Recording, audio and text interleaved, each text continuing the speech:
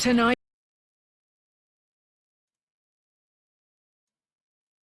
on Supersize versus Superskinny.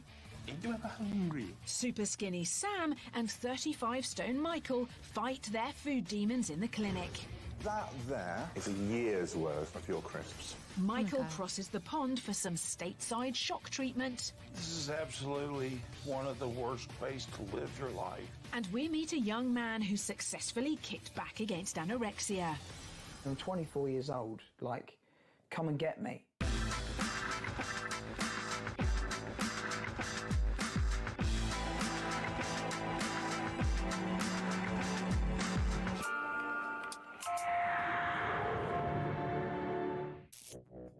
Experts calculate that by the year 2050, obesity and its related illnesses will cost the UK £50 billion a year.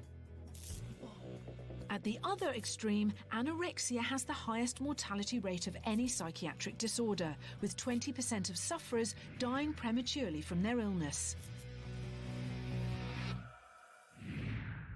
As a result, Dr. Christian has opened the doors to his feeding clinic once again, where he's taking on terrible diets at both ends of the scale.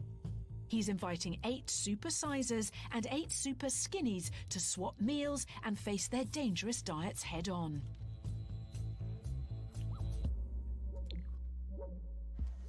Michael, come on forward. So, Michael, I have paired you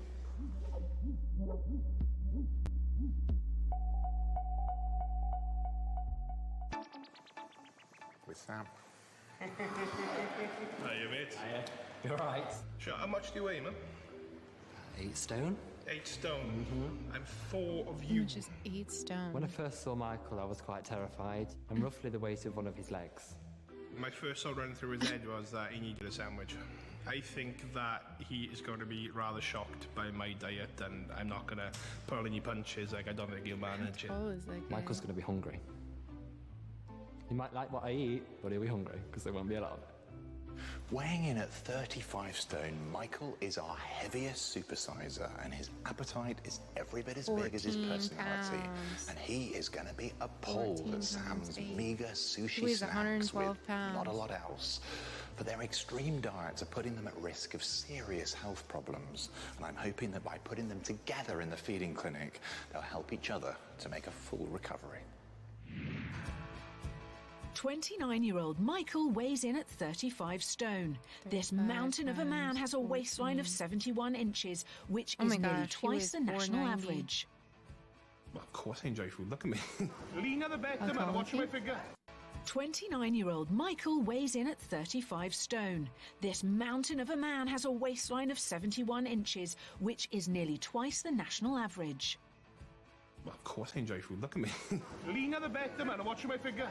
I am a massive, massive carnivore. Lamb, beef, chicken, turkey, duck, venison, rabbit. I eat a lot of meat. And not just a lot, but often too. Working 3 jobs as a youth worker, teacher and doorman, Michael's constantly eating on the run. I might be going from job 1 to job 2, so I might pick something up on the fly. And then I might be going from job 2 to job 3 and I'll pick something else up on the fly. And then when I'm coming home, I might stop in like a drive-through and pick up something, and I'll see that as a snack. What I see as a snack is what some people will eat for a main meal, and I'll go home and I'll eat again. So I'll probably ate about 4, 5, 6 times there. But on top of that, he's a super snacker. I call myself the world's worst grazer. My main weakness is crisps.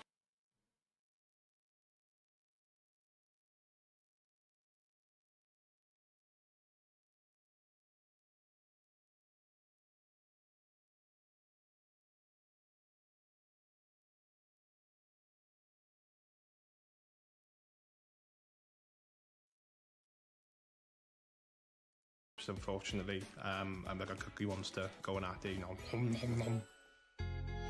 But Michael's friends are alarmed by his endless eating. People are worried about him now that he's not going to live much longer if he does keep on the way he is. And there's an emotional cost to being 35 stone.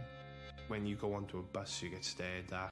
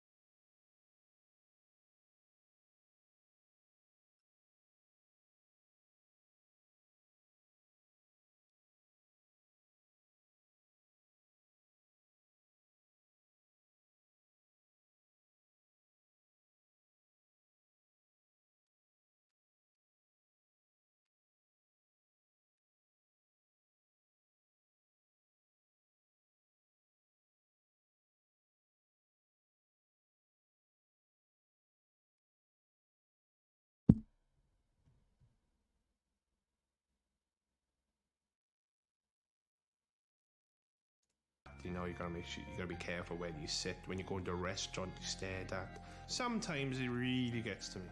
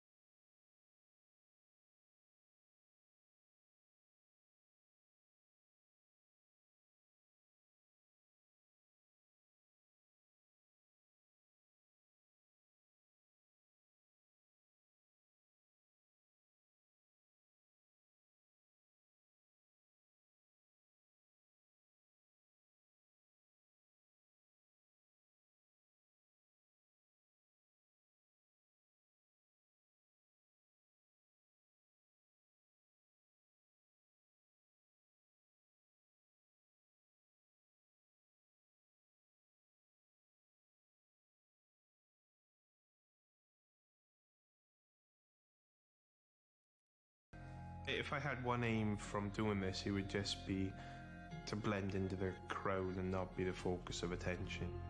But it's not just judgments of strangers that bother Michael. It's the fear his size could cost him his independence. I don't want to be one of those people that get so big that they're trapped in their bedrooms. Because being surrounded by 4 walls into a nothing is my idea of hell. Whilst Michael may be our largest supersizer this year, 23-year-old Superskinny Sam Lancashire has some of the smallest measurements we've ever encountered. I'm 6'1" with a 24-inch waist. Largest supersizer this year, 23-year-old Superskinny Sam Lancashire has some of the smallest measurements we've ever encountered. I'm 6'1" with a 24-inch waist and a 34-inch chest. In women's sizes, that's a size 0. So slender that his company had to have his uniform made specially for him. I'm a flight attendant. I fly long and short haul routes. I work very varied hours, very long hours. Crossing time zones, running up and down aisles and taking care of everyone else's needs means that Sam frequently neglects his own. In a week, I will normally miss 6 out of 7 breakfasts and 4 out of 7 lunches. And this is causing concern for his dad too. I am concerned about Sam. He's never been a big eater, and now he's all over the place with his job. He's having breakfast at dinner time and things like that. Skipping meals means that style-conscious Sam struggles to find fashion that fits. Shopping is a very frustrating experience for me. I generally can't fit into teen sizes or anything like that because you don't get many 6'1" 12-year-olds. And now it's more than looks that are on his mind. I have been told by doctors that I'm prone to things like collapsed lungs, bad backs, because I'm so tall and thin. So that does worry me an awful lot. This is the one thing that I need to sort out for me now. This is what I need to do for me. But before they enter the feeding clinic, it's Michael's turn to jump on a flight, as Dr. Christian's sending him to Virginia, USA, for a terrifying glimpse of his possible future. Terrifying glimpse of his possible future. Terrifying glimpse of his possible future. Terrifying glimpse of his possible future. What? What? What?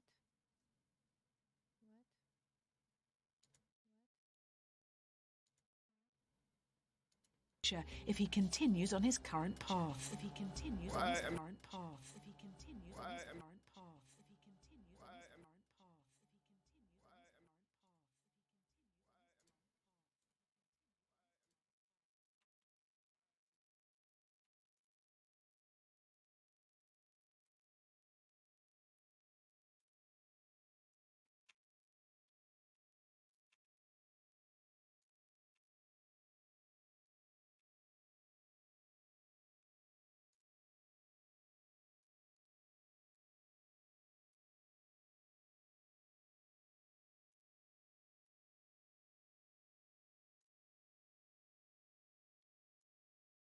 Scared of what I'm going to see out there because I think it'll be a massive reality check. Back home, there isn't anyone bigger than me, so perhaps to see that comparison and see someone that's bigger than me, and, you know, I'm guessing it'll only be a couple of stone off me. I think that would shock me because I don't see myself as other people see me like. So it'll be quite interesting. Awaiting Michael's arrival in America is a former outdoorsman, hunter and fisherman. My name is Jeff Mitchell. I'm 50 years old. I weigh 40 stone and 8 pounds. How much is that? I liken my problem, eating disorder, to an addiction to heroin. It takes over your mind, it takes over your body, and it takes control of your life.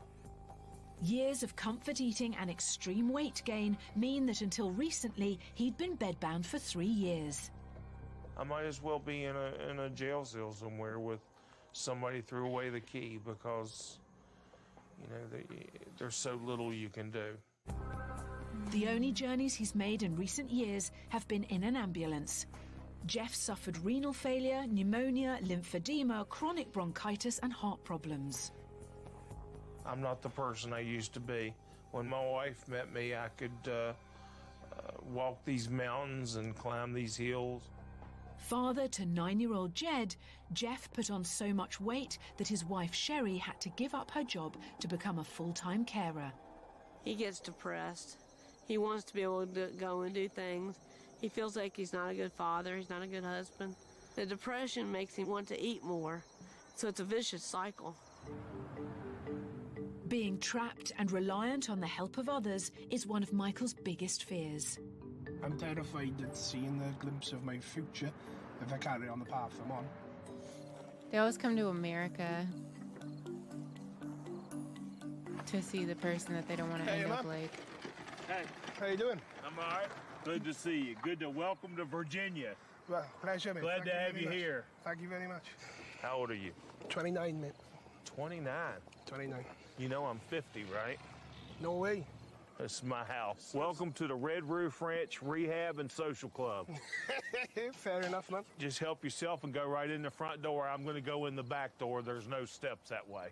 No problem at all, And boss. I'll meet you inside the house there. Okay, meet you inside. All right. The short distance from the door to the bed leaves Jeff fighting for breath. There you go, mate. You okay?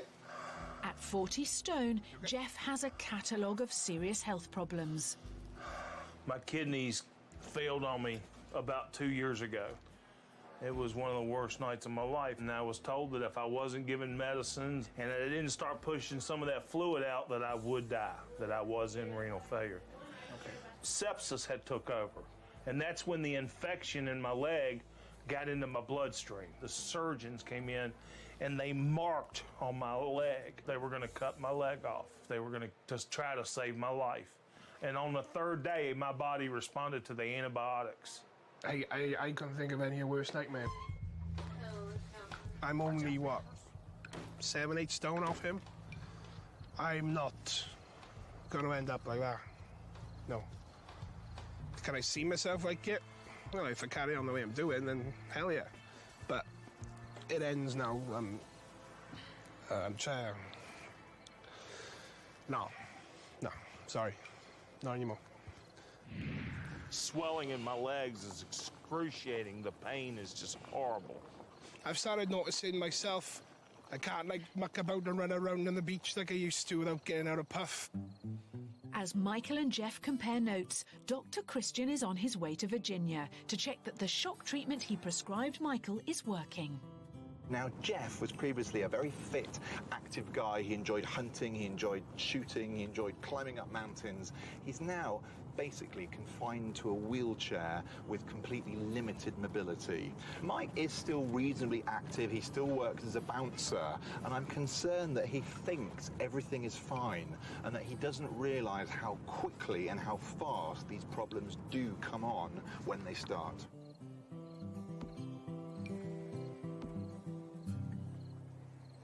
Watermelon good.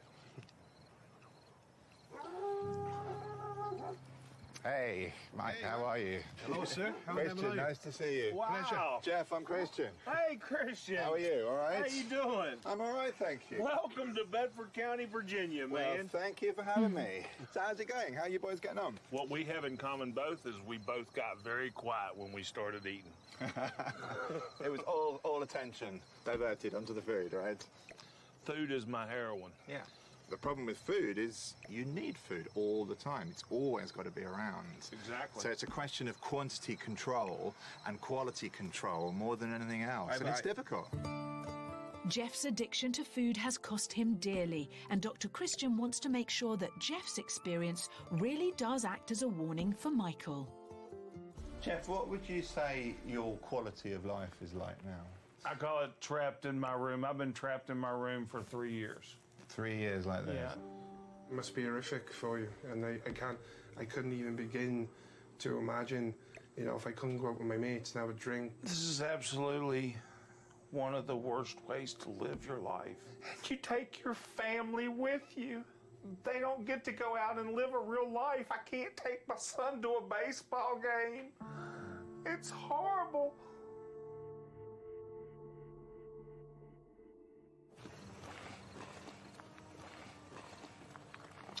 So I'm afraid that conversation in there was, well, it was quite upsetting. As if I found it Wasn't very it? And you found it upsetting. upsetting, I think. If I ever ended up like that, if my mother had to see me like that, had to do everything for me, have to look after me like that, I don't think I could live myself. Man. Do you think the memory, the picture of Jeff in his bed like that, really unable to do much at all, let's face it, you know, do you think that's going to stick with you? In crying and distress of what's happened to him, I mean, it's enough to deter anyone. It's just totally shocked me. Good. That was the point. Dr. Christian heads off, leaving Michael to say goodbye to Jeff. I wish you only the very best from the deepest part of my heart. You too as well, sir. Oh, man. I enjoyed it. I found this trip to be a very enlightening experience. What shocked me the most is his lack of independence, his lack of freedom. And I'm looking very much forward to the next step now with the diet swap. And I'm going to smash it to pieces in the nicest way possible. It's time to put good intentions to the test. Michael's back in the UK and checking into the feeding clinic for a 2-day intensive stay. Joining him is Superskinny meal skipper Sam. Sam's fed up of being skinny and struggling to find fashion that fits. He barely consumes 1,100 calories a day, the recommended intake of a toddler. In contrast, Man Mountain Michael has a BMI of 61.2, which is over twice what it should be. He eats over 5,000 calories a day in a diet packed with salt and fat. Dr. Christian hopes that their time spent at the clinic will give them insight into their dreadful diets, and with this in mind, they tackle their first breakfast. Michael starts the day with a fried egg and 2 slices of toast, then moves on to a large chicken tikka and spinach flatbread, a packet of crisps and a packet of rice cakes, and finishes it all off with a glass of diet cola and a green tea with 1 sugar. Versus Sam's breakfast of 2 oat biscuits and a latte. I'm guessing you'd be on the move when you're eating this, then. Mm-hmm. Have you been in the air at this point, or have you just nicked them off a trolley? It's a 2-hour commute for me to work, so I'll be having that on the way to work. I mean, there are other things you can grab on the way, man. I mean, like I say, you grab biscuits. I mean, you can eat the wrap in your hand, I suppose. Do you have this every day? Every day. Every day? When I stayed in my grandfather's house, I'd have egg and toast. It's just something I'm used to. It's just an awful lot of food to have first thing in the morning. Oh yeah, definitely. I know there's, what is it you say, breakfast like a king, lunch like something, and dinner like a pauper or something like that. Oh no, mate, I'm a king all the time, mate. If I get another size portion like that, I'm going to be relatively scared for my life. If Sam thought breakfast was scary, lunch may well terrify him. Lunch, baby. Michael has 2 large rolls, each filled with a whole chicken breast, pickle, spinach and salad, 2 bags of crisps, a chocolate bar and 2 pints of Diet Cola. 2 pints? Yeah, it's basically around about this time I'd be getting tired and need a buzz. And I Whatever, noticed that it's you diet. have Nobody nothing. cares. I was clearly busy. Very busy. Enjoy. Thanks. Dude, well, I don't know what to say, man. The thing is with me, if food's not in front of me, I don't think about it. Really? Sorry. I don't apologise, mate. That's why we're both here for, is a wake-up call, and my God. I was mortified when I saw that Michael had nothing. Such a lovely guy. And I'm like, I'm really sorry. I won't lie to you, mate. If I had taken a bite of that, half of that'd be gone. It's a lot of food. Again, big portions. I don't see 2 sandwiches as big. I mean, if I was to pile that on there, and there, and there, it just keeps going and going. You may not eat it in that form, but that's what you're eating. It's a mountain decline. That's how I see it, though. It's too much. It's reality smacking in you in the face. I was horrified. I'm done. We're good. Yeah, me too, man. I could eat another morsel. But if Michael could squeeze something in, you can guarantee it'd be crisps. He admits to getting through a multi-bag in just 1 sitting. And with borderline high blood pressure, Dr. Christian wants to hit him with the hard facts. Good. They give you nothing. That there is a year's worth of your crisps. A year's worth. It's a hell of a lot of And crisps. is that a kiddie pool? That's a couple of multi-bags worth, isn't it? Michael eats a whopping 676 packets of crisps annually. That's nearly 2 packets a day. It's a lot of fat and it's a lot of salt. Lots of salt.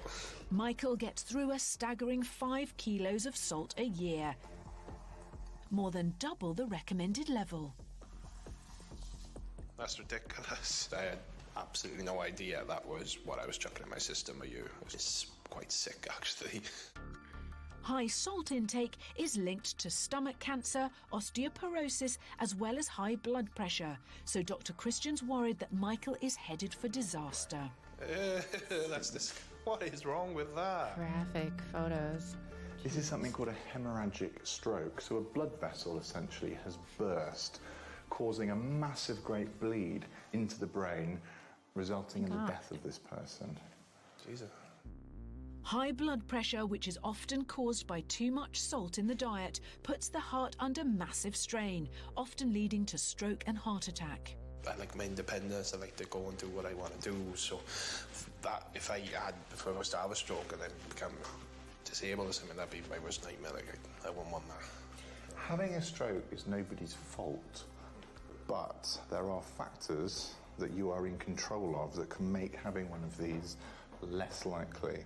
And at the moment, you are doing everything possible to have a stroke and to have a heart attack. It's almost like you're working at it quite hard for it to happen. Okay. Think of it in that way. To be honest though, I think it's put me off crisps for life, as I have no intention of ending up like that. Dinner time. And Sam's got a mountain of spaghetti bolognese with grated cheddar, half a garlic baguette and a pint of squash. Whereas Michael has a starter-sized portion of chicken Caesar salad. After seeing what I've seen today, I am absolutely amazed that for your job and your commute and what you do and everything, and you have existed on 2 biscuits, a cup of coffee, and some rabbit food. I am absolutely amazed. as I'm sure you're shocked with the sheer volume of food you've ingested today. There's loads. There's an awful lot. Lots and lots, unfortunately. Soon, conversation turns to childhood. What about growing up? Who looked after you mainly whilst growing up? I was picked on a lot, so I would leave school, go down my grandfather's house. Yeah. I'd eat food there. Yeah. And, you know, I'd read the book, as you do. And then I'd go home and I'd eat again. And then it's just that reoccurring cycle. So, I remember you saying earlier on today that your granddad made you breakfast. Yeah. That's what you had with breakfast. So were you there a lot? I was in my grandfather's a very lot. You know, he was like my best friend, and he was a very big influence on my life. And I lost the majority of my weight in 2006 when I went on holiday. When I come back, he fell ill, and it was cancer. And like within 3-4 weeks, he'd passed away. Sorry about that. That's okay. I put a lot of my weight back on after that because I was just, you know, my life was just a void. I didn't see the point. So you did fill that void with food? Oh yeah, ice cream and bourbon become my best friends. I miss him terribly, and he's a big hole in my life that he's not around anymore. Maybe I'm filling that with food. I don't know. Perhaps I am, but I miss him every day. I do feel sorry for him, but he's killing himself, isn't he, really? He needs the wake-up call of, Michael, come on, you're a nice man. You've got a lot to live for. Don't let yourself down. Dr. Christian's in Las Vegas, investigating the obesity epidemic in the States. While Sin City takes a staggering $6 billion annually, it's not bright lights and easy streets for all its residents. Away from the high rollers, a recent survey found that 16% of people here are worried that they cannot afford their next meal. And many, many studies have linked poverty with obesity.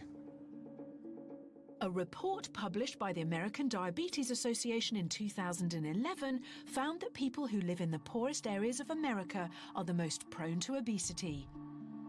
Helping treat this problem is leading bariatric surgeon Dr. Thomas Umbach. I wanted to talk to you, Dr. Umbach, about the link between poverty and obesity, because that's been sort of pretty established, hasn't it? Is it something that you've noticed in your practice? Absolutely. A lot of our patients are in dire straits. We have a lot of folks that are struggling economically, struggling with their weight, and a lot of folks are struggling with both. What do you think are the causes for weight gain when you are poor? Is it food quality? What's going on? We see so many factors in play. There's certainly a role for genetics, there's a role for family, how you're raised in your family, psychological factors come into play, social and economic factors come into play. It all is one big pot. One of Dr. Umbach's patients is 43-year-old mother of two, Deborah. Hello. Over time, Deborah has gained weight to the point that she was unable to work and found herself in a cycle of low income and bad food choices. Now weighing over 28 stone, she's hit crisis point. How hard would you say life is for you currently? I have two children, and I cannot really do very many things with them. And I also used to have two jobs. Yeah. And as a result of not being able to stand, I can't do either of the jobs. So financially, you're not working. So it's fair to say you're really struggling right now. Yes, we are struggling. Financially, you're really struggling. Absolutely. Do you think it is possible to eat healthily on a budget? With just one of us working, and my husband's hours are usually cut because everywhere it's cut. I have to honestly say it's very difficult. We end up going to food banks sometimes, and what they give you is usually pasta. It's usually tons of bread, hot dogs, you know, very high fat, cheap, but to fill you up. That's what we've lived on for the last year. It is hard. It's, you know, it's hard to feel like you're. Sorry. It's okay. It's hard to admit that you're defeated. Something's got to be done so that I can get back to work and be able to provide for our family. And You're fighting this? yes, Good. I am fighting it. As a last resort, Deborah's decided to have weight loss surgery paid for by state-funded insurance. You ready for all this? I'm ready. Deborah's having a gastric bypass, which radically reduces the size of her stomach and subsequently how much food she can eat. With it, she hopes to lose 2/3 of her body weight. This is hopefully the start of a new chapter in Deborah's life. The gastric bypass will mean that she can lose weight, get more mobile, and then look for work. There's still a long way to go, and she has a lot of challenges ahead, but this is a really good chance for her to lift herself and her family out of poverty. After 90 minutes of keyhole surgery and 4 days of recovery, Deborah's positive about the future. I feel great. I just started going for walks with my family. This is a new thing because usually I'm on my scooter and they're running alongside of me. I feel better. I'm motivated, and of course it's going to only get better. Since filming, Deborah has lost 100 pounds and is busy job hunting. It's day 2 in the feeding clinic, and Dr. Christian wants Sam and Michael to think more deeply about why their eating habits have become so unbalanced. They start by looking through some old photos. First one. How old were you here? 6, 7 years of age. I don't think you look a particularly big 6-year-old. Not at all. Yeah, I just look like a cheeky chappy. Yeah, you do. I think my weight started kicking in about 11, 12 years of age. I stopped going out. Right. Because I was picked on. So I would rather go down my grandfather's house and read a book. And then, you know, I'd eat in my grandfather's house, then I'd eat in my mother's house. And that's when I think the root of all the habits started. Kids are cruel, aren't they? Oh, yeah, I'd always turn to food as a source of comfort. Comfort eating when you're a kid, when you're getting picked on, has now changed to eating when you're stressed and when you're bored. You don't get picked on anymore, you just get stressed, so... And for Sam, there's a letter from home. Oh, it's from my dad. I know you often make light of your build, and I know deep down you'd really love to have more bulk on your frame. You've never been a big eater, and although you love to cook, I think it's the fun of cooking and creating the meal you enjoy rather than the eating. I hope this programme of planned eating will enable you to gain the weight and looks you have strived for so long. Good luck, love, Dad. P.S. Note to self, you're grown up now and sandwiches can be eaten completely, even the crusts. That's really, really sweet. You're right. Wasn't expecting that. Hey, come on. That's what parents are for, dude. Remind us we're human, after all. I just didn't expect my dad to have such an opinion on it. I guess he knows exactly how I feel. I will be. Gotta gain this weight.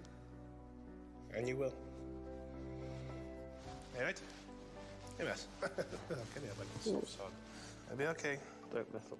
But just as their friendship begins to blossom, here comes lunch with the potential to ruin it all. Because all Michael has is an empty placemat. Dude! Ain't you ever hungry?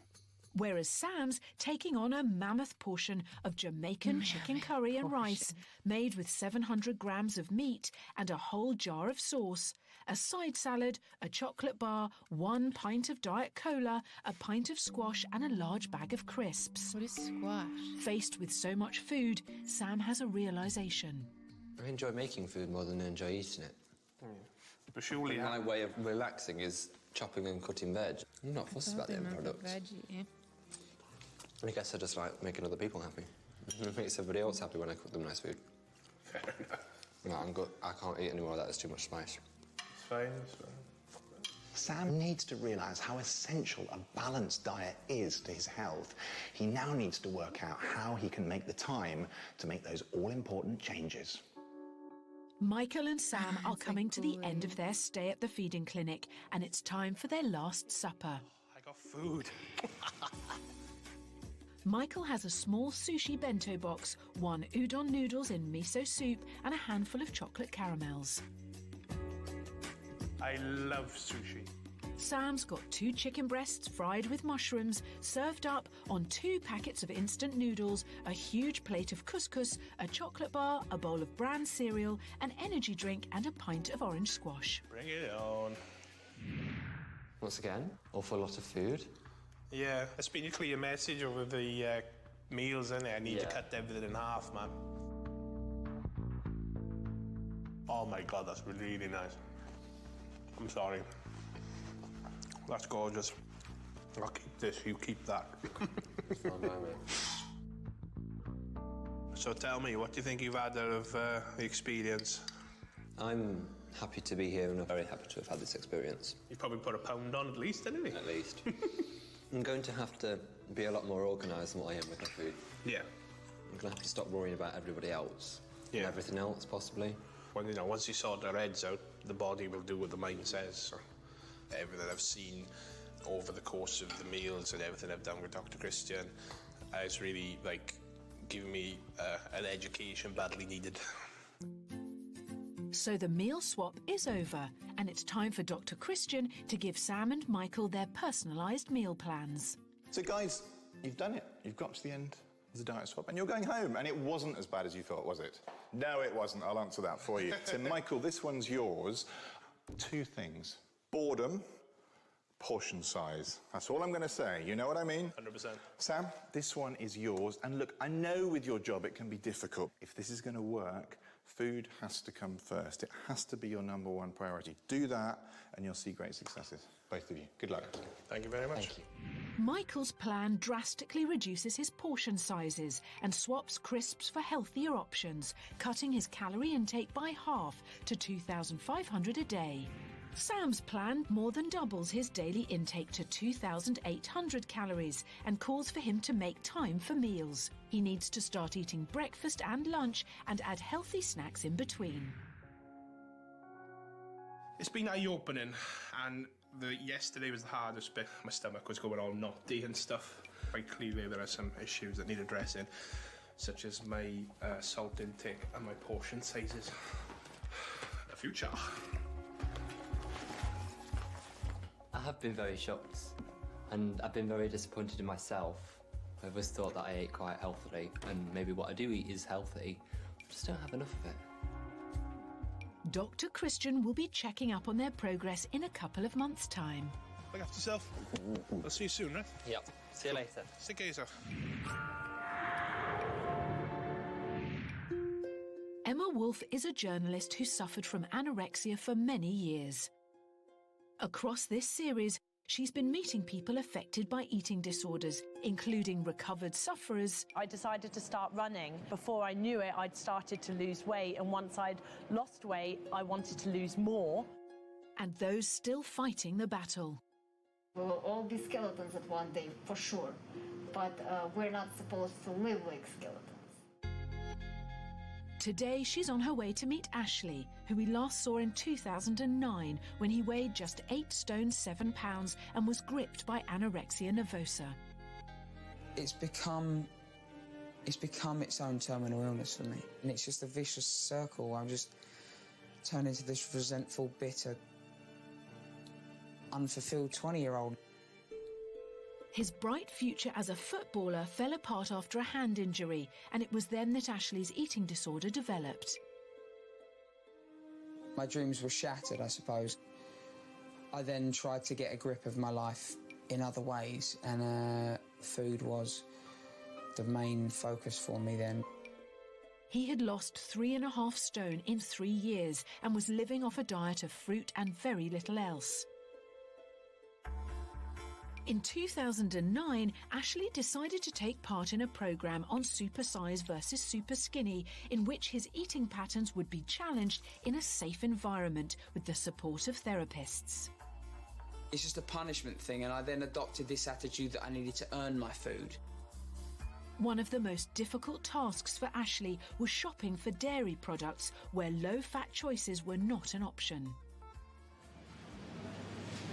I just want to get out of here. Just get whatever I need and just... I don't really want to be here, to be honest.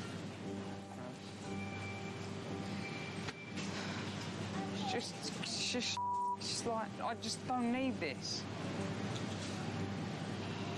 It's just in the way. I feel like I've got to fit this mould.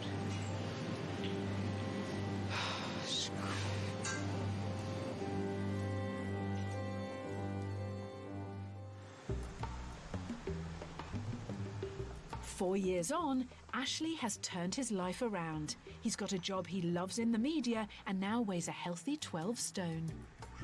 Since appearing on the show, lots of things have happened, and I've sort of moved out of home and found myself a job that I'm so proud to be in of myself, and I spent a long time not being proud of myself. And as his health improved, it's not just his professional life that's moved on. His personal life has too. Having a girlfriend now, which was something could never have happened, and hadn't happened in 8-9 years of my life. But recovery wasn't immediate after taking part in Supersize versus Superskinny. It was a really tough couple of months because it still sort of scared me. The idea of letting food overwhelm me and it would take control of me and I would just become this fat mess that was just useless. I guess it's like dealing with a breakup. You're having a breakup with eating disorders, and you know, it takes a while to get your head into the correct mind space. With the support from his family and healthcare professionals, Ashley did start to make progress. Went from eating oranges and jellies, and then introducing, it might be dried apricots or something like that, but progressing really slowly, little small steps, but small steps have got him where he is today. A defining moment in Ashley's recovery was running the New York Marathon in 2011. Never, never, never would I have been able to do that when I suffered. And it was like, you know what, if you can do that, if you can run a marathon, having gone through what you've gone through, there is no way you need to be worrying about these small things that you think are going to topple you. It really puts things into perspective. It's taken over 5 years, but with a lot of hard work and determination, Ashley is in a great place. Life excites me now, you know, and potentially excites me. I'm 24 years old, like, come and get me. You know, it's like I've wasted enough time. Emma meets Ashley to find out more about life since anorexia. So Ashley, would you say now that you're fully recovered? Yeah, I would. I mean, it's not a case of, I don't think it's as black and white as that. And I'd never sort of rest on my laurels about it, but I really feel back to how I felt prior to me being sort of involved in the illness. And is it harder to admit to an eating disorder as a man? It was very hard for me to admit because, for me, my father's a very manly man, and it's not macho to have any kind of disorder as a man.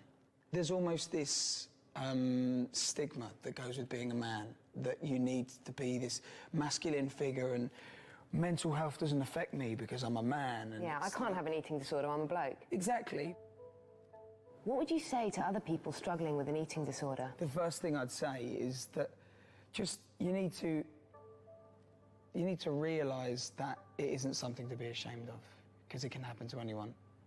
I still remember now that point where I hit rock bottom, and it was like this is either it for the rest of my life or things have got to change. And I think I don't know if it's true, but for me there was that distinct crossroads, and it was kind of all or nothing. And I'd say when you get to that point, it's just about having belief in yourself, you know.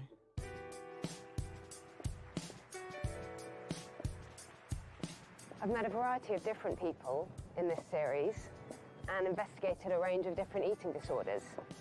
Everybody's at a different stage in their journey, but meeting Ashley today has reminded me that recovery is possible. It's not easy, but it's definitely worth fighting for. It's been nearly 2 months since meal skipper Sam and crispaholic Michael left the feeding clinic. But have they kept their resolve and stuck to Dr. Christian's diet plans? I feel like I've got a lot more energy.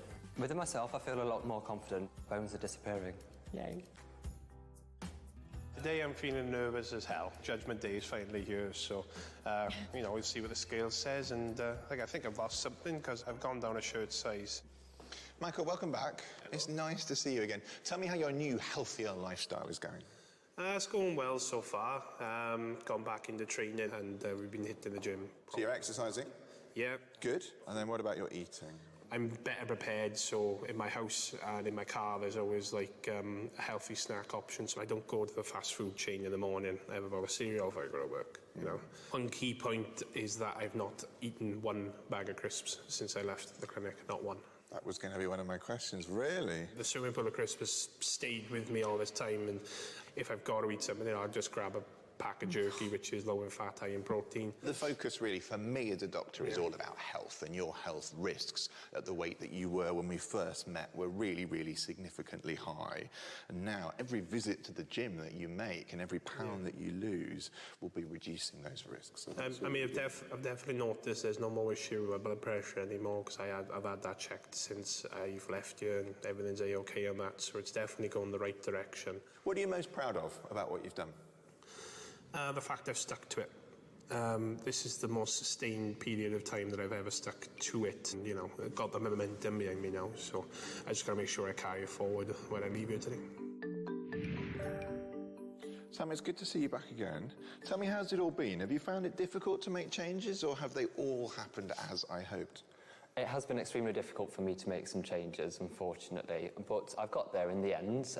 I've sorted things so that I've always got something to eat when I'm not going to work. That was one of the big places that I missed food, was when I was on the road driving to work, because I've got a 2-hour commute.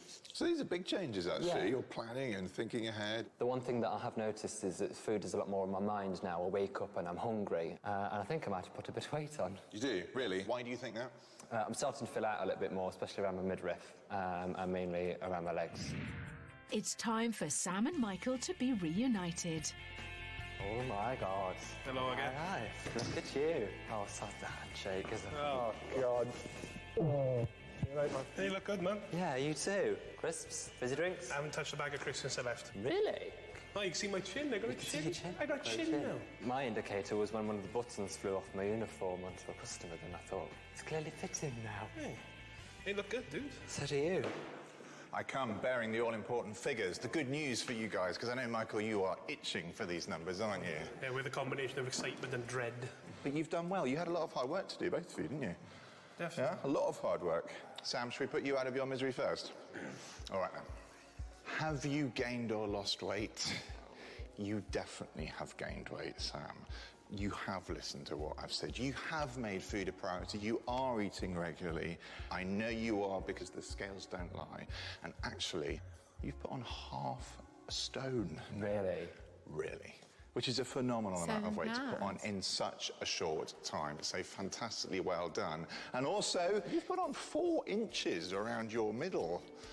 4 inches. That's why your buttons ping off when you're working. So really well done. Are you pleased with that? I'm really pleased. Michael, what do you think of that? It's a good effort, man. Half a stone is not bad, is it? Not at all, man. And what about you? Oh, I'd rather not know, man. Just put it in a postcard and send it to me mouse.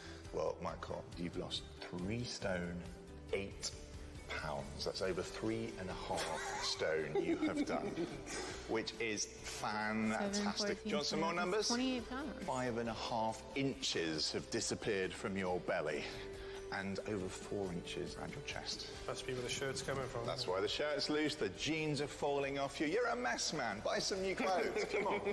I'm very proud of you. Thank you. You should be proud of yourselves, so keep going. But I'm really pleased. Well done. Thank you very much.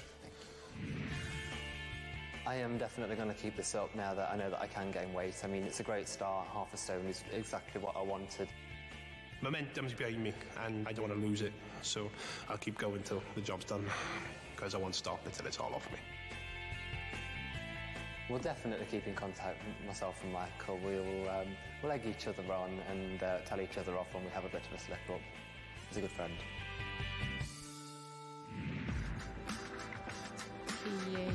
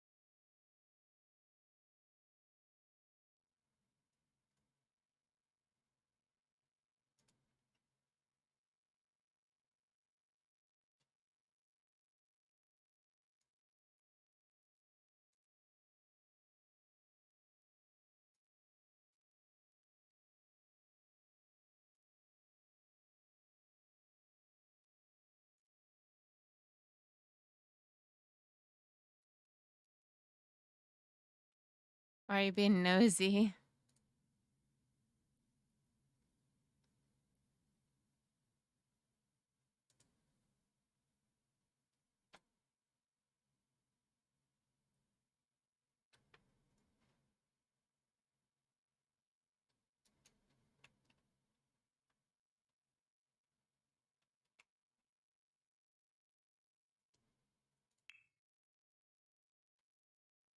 Mhm.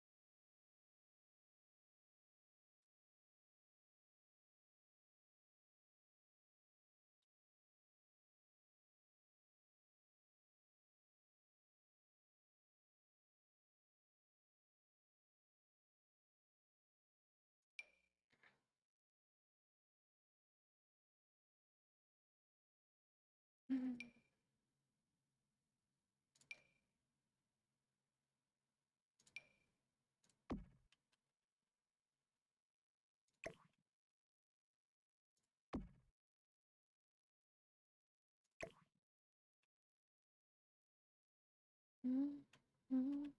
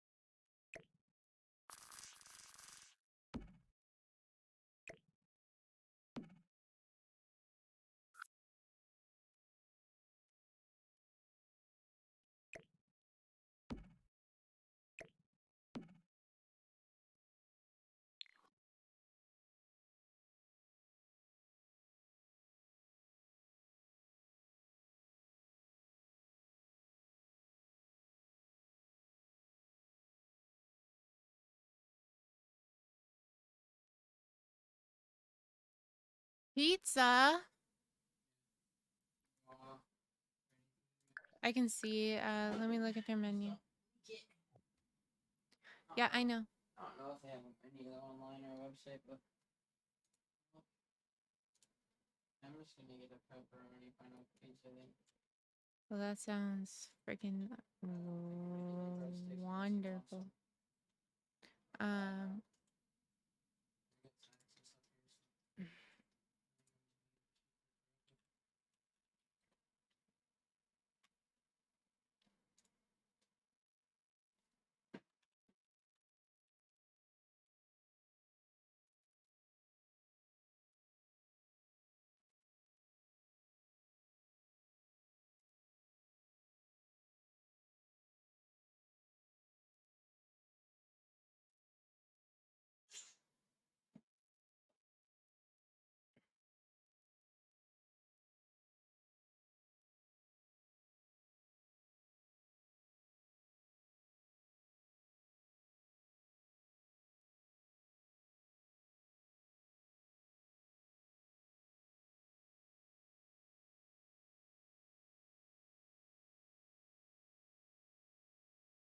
oh, I don't think they're open, Bob. Huh? I don't think they're open. Why? Well, because they posted yesterday that they'll be open for deliveries and pickup in town only. And then I think this is the woman who owns it that said not today. That looks like her. Yeah. That's not open. I mean, you can try to call, but it says not today, 1 hour ago.